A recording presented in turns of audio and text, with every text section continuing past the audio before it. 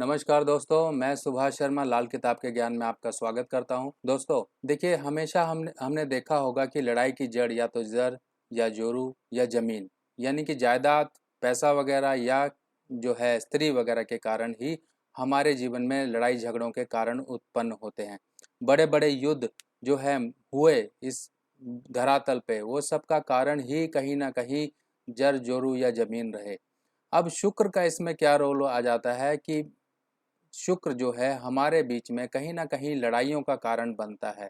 अब इस पोस्ट में हम सारी चीज़ें समझेंगे कि शुक्र कैसे लड़ाई की जड़ होता है। हर एक चीज़ के पीछे, हर एक बात के पीछे शुक्र का कहीं ना कहीं रोल हमारे जीवन में आता ही आता है। दोस्तों, धन दौलत, पैसा, ऐशो आराम, ये सब चीज़ें शुक्र से देखी जाती हैं। अगर मर्द के टेबे में बात करें तो शुक्र उसका स्पाउस यानी कि उसकी वाइफ होगी।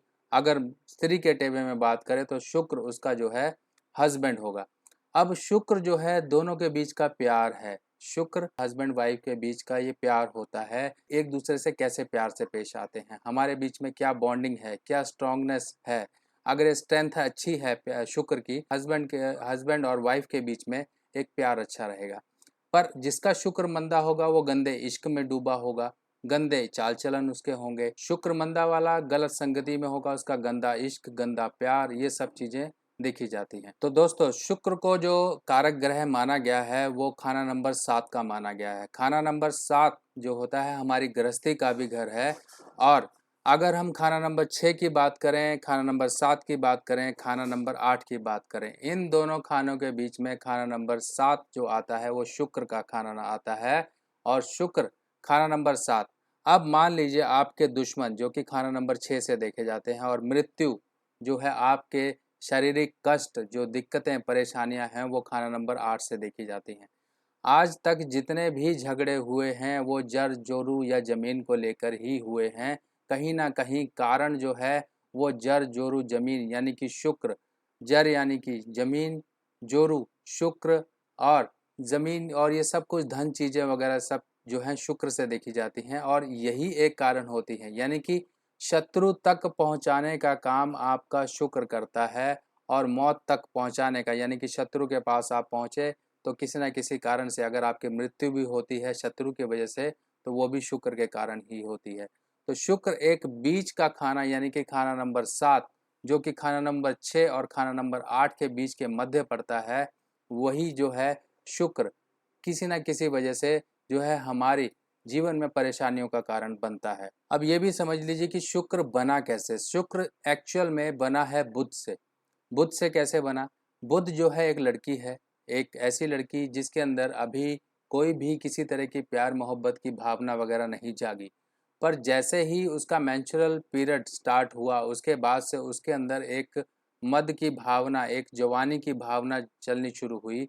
और जैसे ही वो शादीशुदा लड़की बनी, यानी कि शादी होने के बाद, वो बुध जो है शुक्र के रूप में तब्दील हो गई। तो यही एक कारण है शुक्र के जो है हमारे जीवन में एक रोल का, कि हमें कैसे पता लगे कि शुक्र जो है हमारे जीवन में क्या रोल अदा करता है। हमेशा झगड़ों का कारण बनना और जो है हमारे जीवन में प्यार मोहब्बत, ये सब चीज़ों का कारण ही शुक्र है। अगर मान लीजिए आपके टेबे में कहीं पर शुक्र मंदा है, अब शुक्र मंदा होगा तब क्या परेशानियां होंगी? सबसे पहले शुक्र मंदे की निशानी जो होगी, आपके जीवन में धन, वैभव, सुख समृद्धि की कहीं ना कहीं कमी होना शुरू हो जाएगी। आपके वैवाहिक जीवन में कहीं ना कहीं परेशानियां आनी शुरू हो जाएंगी, आपके शत्रु बढ़ जाएंगे, आपके जो है पैसा, धन दौलत ये किसी काम का नहीं रहेगा। आपका पैसा और ये सब चीज़ें जो है शत्रु कहीं ना कहीं आपको परेशान करेंगे। शुक्र मंदा होने की निशानी जो है, इंसान जो है गलत आचरण में पड़ जाता है, व्यभिचारी हो जाता है, गलत संगतों में पड़ के जो है अपने शुक्र को मंदा और मंदा ही करता जाता है। अब शुक्र मंदा अगर किसी का हो गया है तो उसके वैवाहिक जीवन में परेशानियां आएंगी, उसकी हेल्थ को प्रॉब्लम रहेगी, उसको धन वैभव की समस्या रहेगी, उसका वैवाहिक जीवन, यहाँ तक कि देखा गया है ऐसे लोगों के डाइवोर्स तक होते हैं। स्किन की प्रॉब्लम, यानी कि जो हमारी शरीर की स्किन है वो सौंदर्य से रिप्रेजेंट करती है। स्किन की सौंदर्यता जो है शुक्र मंदा होने के कारण यहाँ पर सौंदर्यता पर जो है बुरा प्रभाव पड़ता है, स्किन की बीमारियां हो सकती हैं। अब मान लीजिए आपके शुक्र जो है टिबे में मंदा ही है, तो शुक्र के उपाय हम क्या कर सकते हैं? देखिए, शुक्र का उपाय यानी कि किसी मंदे ग्रह को अगर हम जो है शुभ करना चाहते हैं, तो लाल किताब में एक सिंपल उपाय है कि शुक्र की कारक वस्तु यानी कि ज्वार या फिर जो है हरी चरी, जो कि गाय का चारा, जानवरों का चारा होता है, ये आप शुक्रवार के दिन गाय को देते रहें। तो गाय क्या करेगी, जो शुक्र के बुरे अंश को है वो गोबर के रूप में बाहर करेगी, और शुक्र जो है, इससे आपका शुक्र जो मंदा हो रहा था टेवे में, वो अच्छा होना शुरू होगा। और साथ ही साथ आपको स्त्री वर्ग या फिर ऑपोजिट जो आपका लिंग है, यानी कि अगर मर्द है तो वो स्त्री की जो है रिस्पेक्ट करे, और साथ में अगर स्त्री है तो वो मर्द की रिस्पेक्ट करे।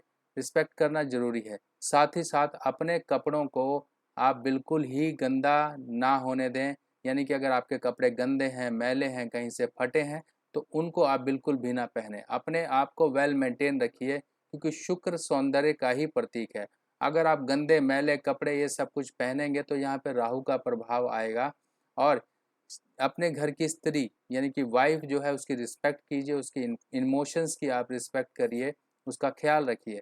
क्योंकि जब तक आप घर के शुक्र को यानी कि आपकी वाइफ को वो इम्पोर्टेंस और वो रिस्पेक्ट नहीं देंगे, तब तक आपके शुक्र की कहीं पर भी रिस्पेक्ट नहीं होगी।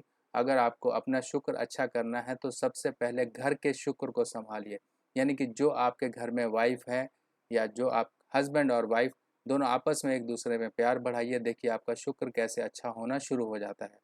अब इसके साथ साथ अगर मान लीजिए शुक्र खाना नंबर 1 में है, तो दही से स्नान करने की बात कही गई है लाल किताब में, कि ऐसा व्यक्ति जो है दही से स्नान कर सकता है। और अगर शुक्र खाना नंबर 1 में है, तो दही के स्नान के साथ साथ जो है इंसान जरकन, डायमंड या फिर वाइट टोपाज, ये रत्न भी पहन सकता है।